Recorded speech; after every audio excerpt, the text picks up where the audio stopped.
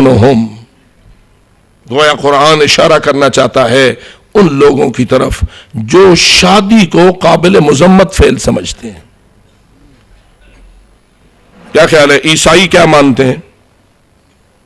عیسائیوں کے نزدیک شادی کرنا شادی نہ کرنے سے افضل ہے، یا شادی نہ کرنا شادی کرنے سے افضل ہے؟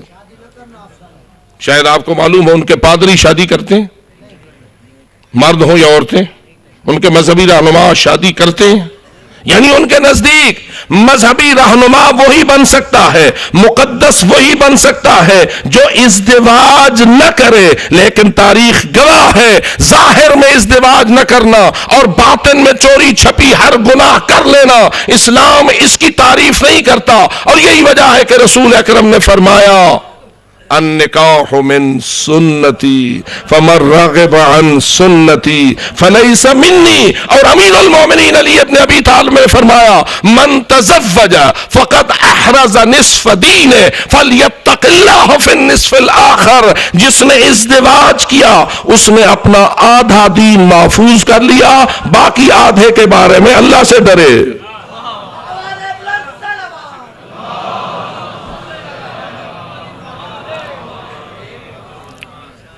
اس لیے میرے دوستو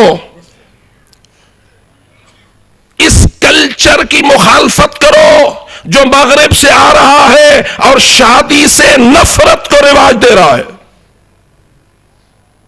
تو جو ہے آپ کی وہاں کا ماحول کیا ہے؟ ازدواج سے نفرت، ازدواج کی مخالفت، فرینڈ شپ کی عادت، حرام زادوں کی کثرت۔ اور تم تو کہتے ہو جو حرام زادہ ہوتا ہے وہ محب علی نہیں ہو سکتا۔ اس لیے حضرت علامہ مولانا سید محمد یار شاہ صاحب قبلہ علی اللہ مقامہ اپنے شیعوں کو کہتے تھے، شیعو حیا کرو، حیا کرو، حیا کرو۔ حضرت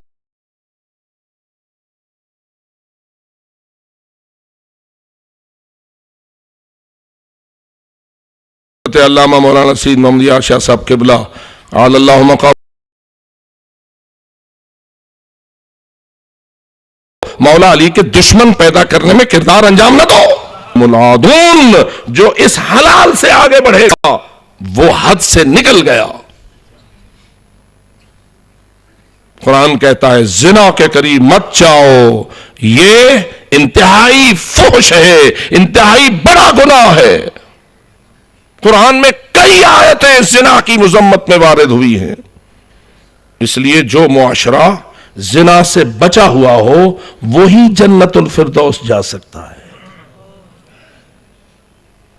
ہمیں چاہیے کہ ہم زنا کے لیے جو اسباب آج کل مہیا کیے جا رہے ہیں ہم اس کی مخالفت کریں اور اس کے علاج کی کوشش کریں، ورنہ یاد رکھو اگر دیگ کے نیچے آگ جل رہی ہو اور اوپر اس کے ڈھکنا پڑا ہوا ہو اور آپ یہ چاہیں کہ اس کا ابال نہ آئے اور اوپر ڈھکنے پہ زور دیں، ڈھکنے پہ زور دینے سے دیگ بم بن کے پھٹ تو سکتی ہے، اس کا ابال ختم نہیں ہو سکتا۔ اگر چاہتے ہو کہ ابال ختم ہو تو نیچے سے آگ نکالنا پڑے گی۔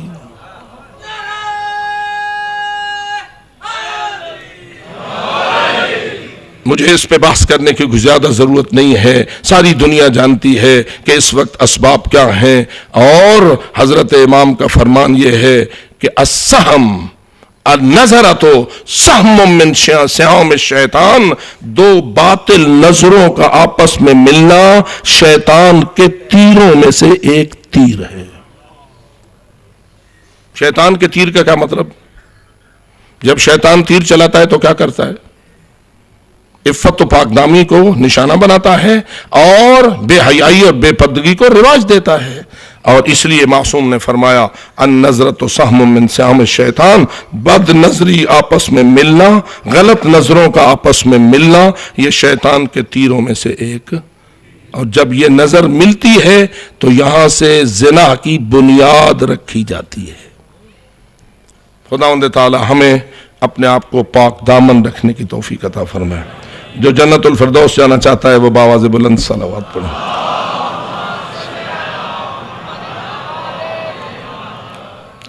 والذین ہم لاماناتہم وعہدہم راعون، جنت الفردوس وہ جائیں گے جو مومن ہوں گے اور اپنی امانتوں کو ادا کرتے ہوں گے اور اپنے عہدوں کو وفا کرتے ہوں گے۔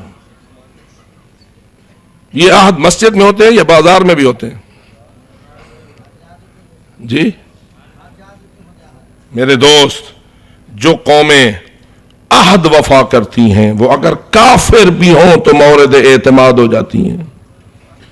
آج کل اگر بازار میں کسی چیز پہ لکھا ہوا ہو میڈ ان جاپان، بڑے آرام سے آپ سارے خرید لیتے ہیں، یہ جی جاپان کی چیز ہے، یہ نمبر 2 نہیں ہوگی، یہ جاپان والے تو کوئی اور بلائے، وہ مسلمان نہیں، مومن نہیں، لیکن چونکہ انہوں نے جو کہا ہے، جو عہد کیا ہے، جو بتایا ہے، یا جو ہمارے الفاظ میں جو زبان کی ہے، ایک سیمپل اگر انہوں نے بھیجا ہے اور آپ اس کے سیمپل کی 2 لاکھ دانے منگوانا چاہتے ہیں تو کوئی بھی 2 نمبرہ نہیں ہوگا۔ اگر ہو بھی جائے گا غلطی سے تو وہ ضمانت دیں گے کہ ہمارا ہے، اب تمہارا نہیں، ہم اس کے بدلے میں دیں گے۔ یہی وجہ ہے کہ جاپان کامیاب ہو گیا۔ پس معلوم ہوا اگر کافر بھی اپنے عہد کی وفا کرے وہ بھی معاشرے میں عزت پاتا ہے، اور اللہ فرماتا ہے مومن تو امانت کو بھی ادا کر، تو عہد کو بھی وفا کر، دنیا میں بھی تجھے عزت دوں گا اور آخرت میں بھی تجھے جنت الفردوس دوں گا۔ جو جانا چاہتا ہے باواز بلند صلوات پڑھ۔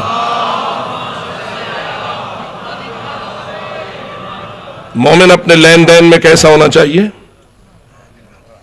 مومن اپنے معاملات میں کیسا ہونا چاہیے؟ لوگ سمجھتے ہیں جی فقط نمازوں سے جنت ملتی ہے۔ معصوم فرماتے ہیں اگر کسی کے ایمان کو پرکھنا ہے، اس کی اذانیں، اقامتیں، نمازیں، روزے نہ دیکھ، اس کے ساتھ معاملہ کر، اگر وہ معاملے میں خالص نکلے تو مومن ہے، ورنہ وہ مومن پتہ نہیں قرآن کہاں تک پروگرام کو لے جانا چاہتا ہے۔ باواز بلند صلوات پڑھیں۔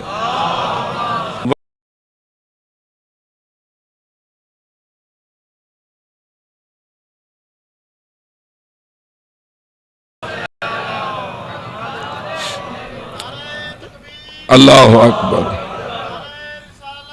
یا رسول اللہ، یا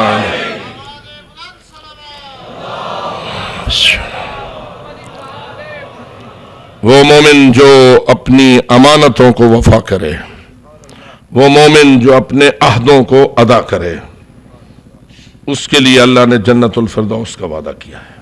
آخری جملہ والذین هم علی صلواتہم یحافظون۔ میں حیران ہوتا ہوں، اللہ بھی عجیب ہے، پہلے بھی نماز، آخر میں بھی نماز۔ پہلے کہتا ہے ہم فی صلاتہم خاشعون، آخر میں کہتا ہے ہم علی صلواتہم یحافظون۔ نماز میں خشوع برتے ہیں، نمازوں کی پابندی کرتے ہیں، اور علماء لکھتے ہیں کہ اس سے مراد یہ ہے کہ اوقات نماز کا خیال رکھتے ہیں۔ پوچھا گیا امام علیہ السلام سے، ایک مقام پر آتا ہے ہم علی صلواتہم یحافظون، دوسرے مقام پہ آتا ہے ہم علی صلواتہم دائمون، اس میں فرق کیا ہے؟ تو فرمایا جہاں یحافظون ہے وہاں واجب نماز مراد ہیں، جہاں دائمون ہے وہاں نافلہ نماز مراد ہیں۔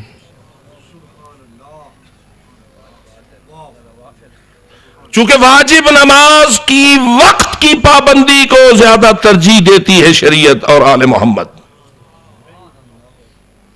کہ بے وقت نمازیں خود شکایت کریں گی نمازی کی، تو نے ہماری پرواہ نہیں کی تھی۔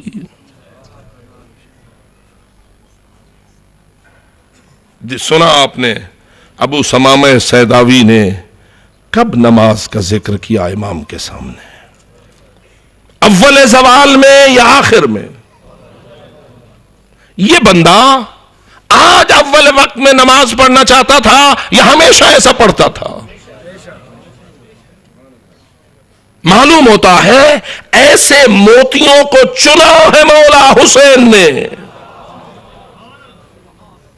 کربلا کوئی چھوٹے لوگوں کے لیے نہیں، حسین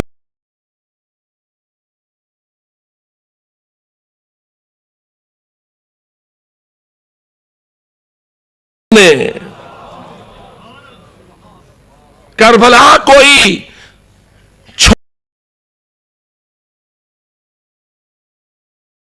چھوڑنا ہے امام حسین نے جو برستی ہوئی تلواروں، تیروں، نیزوں، خون، لاشوں کے تڑپتے ماحول میں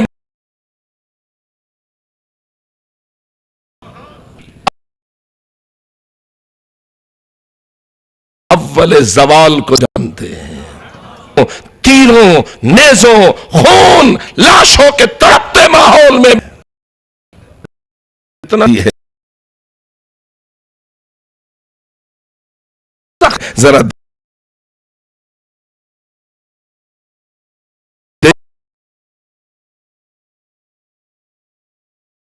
کربلائی کون ہو؟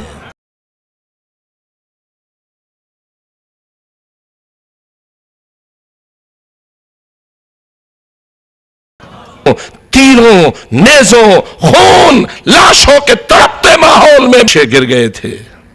جب روایت یہ کہتی ہے کہ پہلے ہی حملے میں تو خون، لاشوں کے تڑپتے ماحول میں کتنا زخمی ہے دل امام حسین کا، کہ کیسے موتی تڑپ رہے ہیں امام حسین کے سامنے، کیسے قیمتی شجاع دوست تڑپ رہے ہیں امام کے سامنے۔ عمر ابن سعد ملعون نے جب پہلا تیر چلایا یہ کہہ کر، اے فوجیوں، اے لوگوں، گواہ رہنا، سب سے پہلا تیر چلانے والا حسین کی طرف میں عمر ابن سعد ہوں۔ بس اس کا ایک تیر نہیں چلا تھا کہ 4000 تیر اندازوں نے بیک وقت فوج حسینی پر تیر اندازی کو شروع کر دیا۔ اب بتاؤ تھے کتنے؟ لشکر امام حسین کے سپاہی کتنے تھے؟ کیا ان میں علی اصغر باہر تھا؟ وہی باہر ہوگا نا جس کے اندر کچھ سپاہی کے شرائط موجود ہو۔ کون ہے جو پڑا جھولے میں ہو یا ماں کی گود میں ہو، وہ تو باہر نہ ہوگا۔ لیکن مجھے سمجھ نہیں آتی مولا حسین آپ اس چند دن کے بچے کو اپنے کاروان کے ساتھ لائے کیوں؟ بس آئیے چند جملے اسی حوالے سے آپ کی نظر کرتا ہوں۔ جو بچہ 10 محرم کو 6 مہینے کا تھا، وہ 28 رجب کو کتنی عمر کا ہوگا؟ چند دن کا وہ شہزادہ جو تازہ تازہ نصیب ہوا ہے امام حسین کو، اور اللہ جانے وہ رباب کہ جس کو امام حسین کے ہاں آئے ہوئے 5-6 سال ہی ہوئے ہوں گے، اس لیے کہ جیسے مشہور ہے 2 اولاد امام حسین کی ملی حضرت رباب کو، ایک سکینہ، ایک علی اصغر۔ سکینہ اگر 4 سال کی تھی تو 1 سال پہلے آئی ہوگی، اگر وہ 5 سال کی تھی تو 1 سال اس سے پہلے آئی ہوگی۔ معلوم ہوتا ہے 5-6 سال پہلے حرم امام حسین میں آنے والی بی بی اللہ جانے تو کتنی عظیم ہے،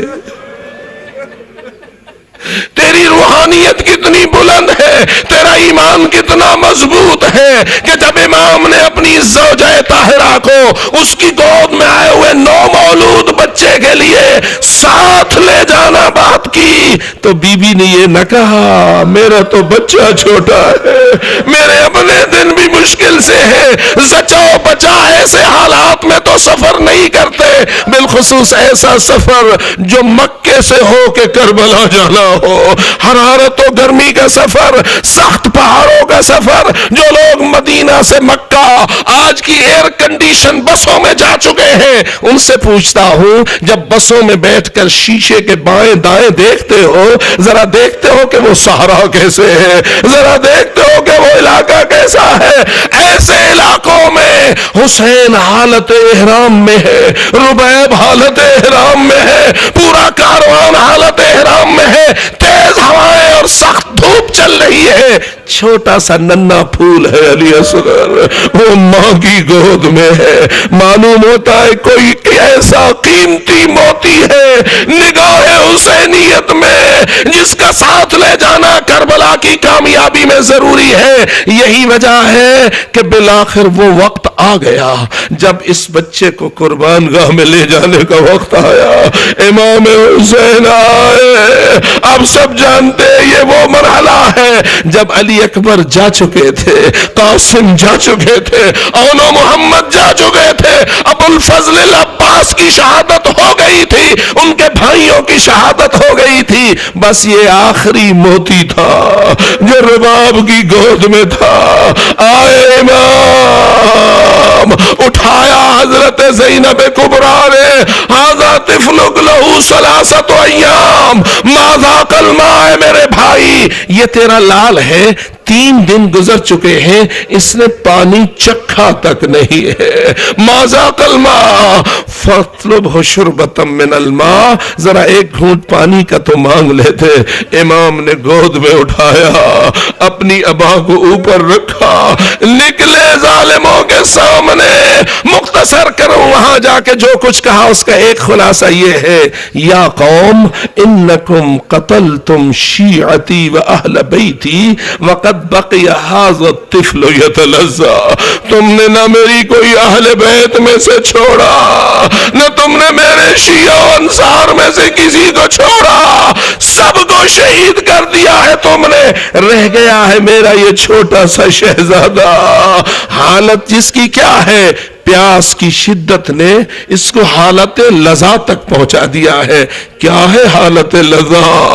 علماء پڑھتے تھے, ہمارے والد مرحوم اللہ مقامہ بھی انہی مقامات میں مجلسیں پڑھ کے فوت ہوئے. کہتے تھے حالت لذا مچھلی کی ایک کیفیت کا نام ہے. مچھلی کو جب کوئی پانی سے باہر نکالتا ہے, پانی کی تلاش اس کی زندگی کا حصہ ہے. اس کے بغیر جو زندہ نہیں رہ سکتی, وہ تلاش آب کی کوشش کرتی ہے. پہلے طاقت ہوتی ہے, اچھلتی رہتی ہے, اچھلتی رہتی ہے. جب اس سے کمزور ہو جاتی ہے تو پھر وہ تڑپنا شروع کر دیتی ہے, کبھی دائیں اور کبھی بائیں. جب اس سے کمزور ہو جاتی ہے تو زمین پر دم کو پٹکنا شروع کر دیتی ہے. جب اس سے بھی کمزور ہو جاتی ہے اور پانی کی تلاش اس کی فطرت کا حصہ ہے تو کیا کرتی ہے, کبھی اپنے لبوں کو کھولتی ہے, پھر بند کرتی ہے, کھولتی ہے, بند کرتی ہے. علماء کہتے ہیں اس کو حالت لذا کہتے ہیں. گویا امام نے اس لفظ کو بول کر یہ سمجھا دیا, پیاس نے میرے علی اصغر کا یہ حال کر دیا ہے. نہ علی اصغر ہاتھ پاؤں ہلانے پہ قادر رہا ہے, نہ علی اصغر پہلو بدلنے پہ قادر رہا ہے. اس وقت فقط یہی منظر ہے, کبھی خشک لب کھلتے ہیں, کبھی خشک لب بند ہوتے ہیں. اس کو شربۃ من الماء, اس کو ایک گھونٹ پانی کا پلا دو, ایک گھونٹ پانی کا پلا دو. عزادارو, یا ایک دانا نے کہا تھا مانگنا کوئی آسان کام نہیں ہے. کسی سے پوچھا گیا, کسی باعزت شخص اور کریم شخص کے لیے کون سا زندگی کا لمحہ کٹھن ہوتا ہے, تو اس دانا حکیم نے کہا مانگنے والا کریم ہو اور جس سے مانگے وہ کمینہ ہو. یہ مرحلہ بڑا سخت ہوتا ہے. ہائے آؤ میرے عزادارو, اللہ کی اس پوری زمین پر حسین مولا سے بڑھ کر کوئی کریم نہ تھا, عمر و شمر سے بڑھ کر کوئی کمینے نہ تھے. اور امام نے جا کر علی اصغر کے لیے ایک گھونٹ پانی کا مانگا. کیا ملا, کیا ملا؟ جواب یہی کچھ آیا, اقطاع کلام الحسین حرملہ. حسین کی بات کو آگے بڑھنے کی اجازت نہ دے. حرملے نے کمان میں تیر کو جوڑا. بس آخر میں اتنا پوچھتا ہوں, جو تیر حرملے نے جوڑا ہوگا وہ کسی تیر بنانے والے نے چھوٹے بچے کے لیے بنایا ہوگا.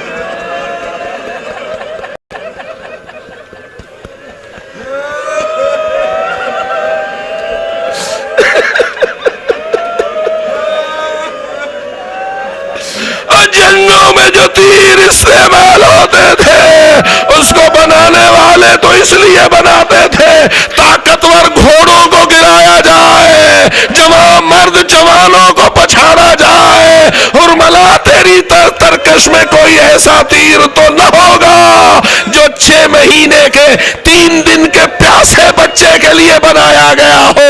اسی لیے کہتے ہیں 3 شعبہ تیر تھا، کمان میں جوڑا حرملے نے، نشانہ بنایا اس جگہ کا جو 3 دن کی پیاسی اور 6 مہینے کی عمر تھی۔ ہوا تو کیا ہوا، امام نے ابھی اٹھایا ہوا تھا، تیر آیا، ذبحہ من الاذن الی الاذن، ایک کان سے دوسرے کان تک علی اصغر کے گلو کو چیر کے رکھ دیا۔ سنو گے کیا ہوا، تیر کا لگنا، حضرت علی اصغر کا تڑپنا، امام حسین نے اپنے لاڈلے کو سینے پہ سنبھالا۔ ہائے ہائے، اب کیا جملہ ہے جو راویوں نے لکھا، دیکھا راوی نے تو کیا دیکھا، کہتا ہے میں نے دیکھا یتململ علی صدر ابی کالطیر المذبوح، علی اصغر اپنے پیاسے باپ کے پیاسے سینے پر ایسے تڑپ رہے تھے جیسے وہ پرندہ پھڑکتا ہے۔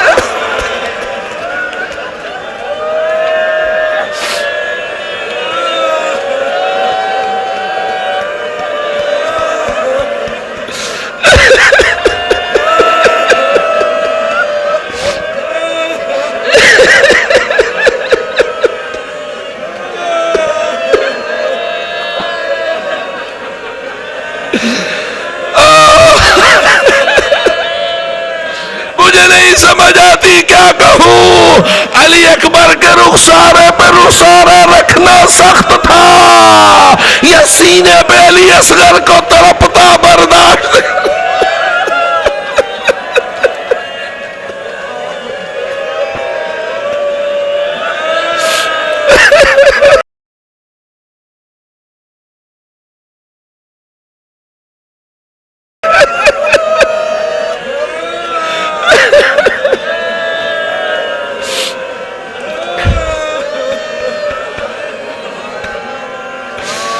کتنی دیر تک تڑپتا وہ جو 3 دن سے پیاسا تھا، چند تڑپے علی اصغر نے لی، بالآخر انا للہ و انا الیہ راجعون، علی اصغر کا روح پرواز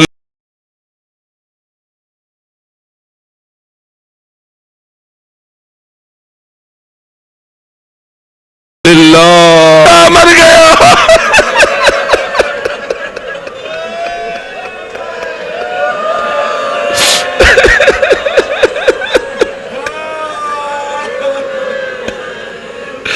تڑپے رک گئی، علی اصغر کا بدن ساکن ہوا، امام نے جدا کیا سینے سے، بازوؤں پہ لاشے کو رکھا، کیا دیکھا، جہاں تیر لگا تھا وہاں سے خون کی سیڑ بہ رہی تھی، وہاں سے خون کی سیڑ بہ رہی تھی۔ اب کیا بتاؤں، روایت یہ کہتی ہے بہتے ہوئے لہو کو امام نے زمین پہ جاتے دیکھنا گوارا نہ کیا، اپنے چلو کو اس لہو کے نیچے رکھ دیا۔ حسین مولا کا چلو علی اصغر کے بے گناہ لہو سے بھر گیا، جب چلو بھرا امام نے اس لہو کو آسمان کی طرف پھینکا، امام باقر کی روایت موجود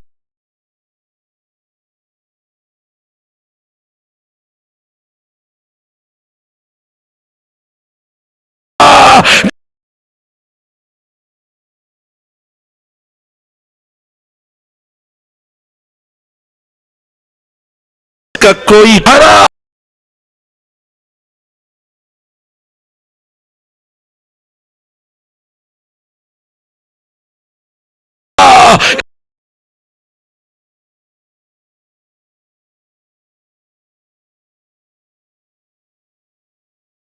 واپس نہ آیا، اس کا کوئی قطرہ واپس نہ آیا۔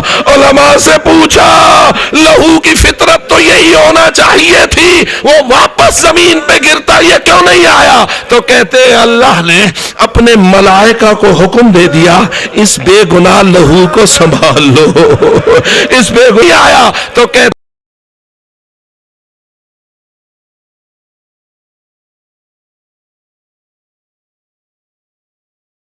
لہو، اللہ نے اپنے ملائکہ کو حکم دے دیا اس بے گناہ لہو کو سنبھال لو، اس بے گناہ لہو کو سنبھال لو۔ کیوں سنبھالا گیا ہوگا؟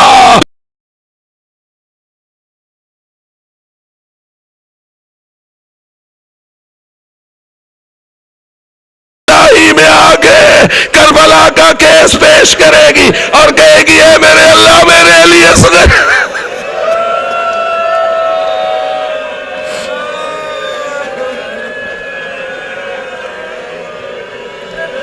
الا لعنت اللہ علی القوم الظالمین وسیعلم الذین ظلموا ای منقلب ینقلبون۔ خداوندہ ہماری صدنہ عبادت کو قبول اور اللہ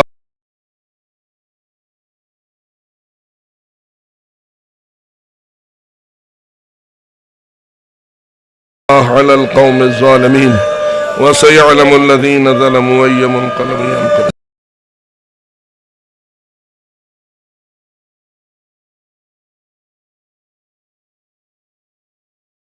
سلسلہ خیر کو برقرار رکھنے کی توفیق عطا فرما، ہر حاجت مند کی حاجت کو پورا فرما، ہر بیمار کو شفائے کامل سے شفا۔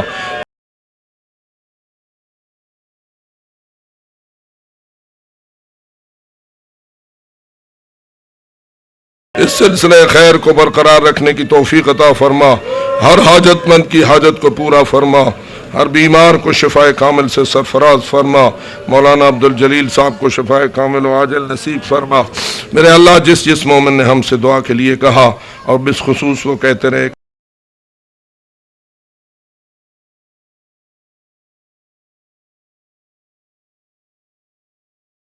اللہم رب طور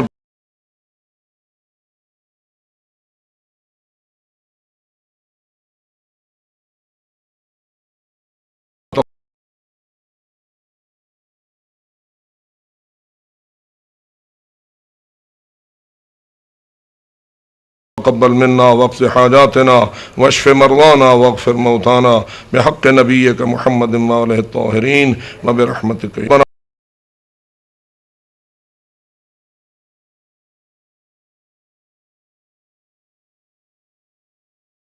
تقبل منا واقض حاجاتنا واشف مرضانا واغفر موتانا